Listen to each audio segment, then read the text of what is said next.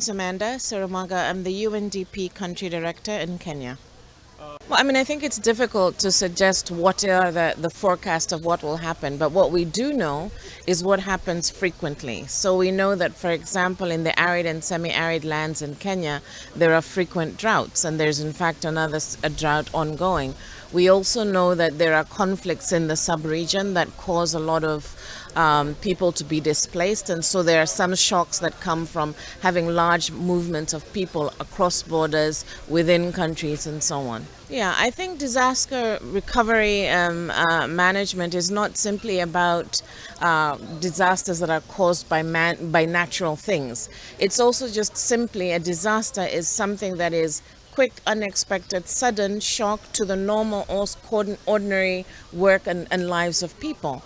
And so when conflicts break out, you often see that people move, large groups of people move, and sometimes that comes with because they've lost their livelihoods, they've lost their assets, and in some other cases you actually see because of large groups being together, they actually also end up having risks of disease. So recovery is about recovering from any of those things that disrupt the normal socioeconomic and infrastructure well-being of communities. Well, UNDP does at least two things. The first thing is that we do try and make sure that we support communities to have the dialogue and the conversations around social cohesion. So promoting peace is a very important aspect of it.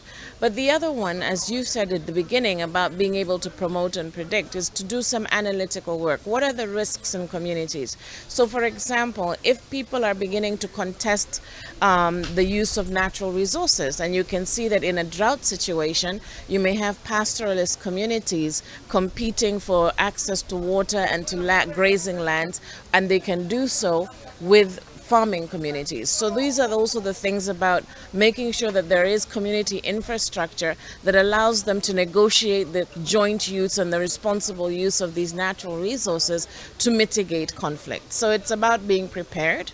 And not only is it about being prepared, it's about focusing on the fault lines and the vulnerabilities within communities that can lead to conflict. I'm not going to focus on a particular conflict. What I will focus on is the drought in northern Kenya. And I'll talk about the fact that UNDP has over the years supported a tannery.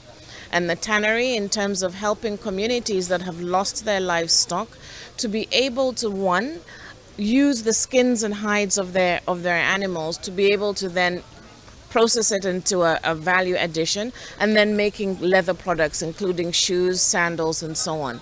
So a very key point is about having diversification of livelihoods or alternative livelihoods, so that in periods of drought and in periods of loss, they don't have a complete loss and a complete setback in their own livelihoods and economy.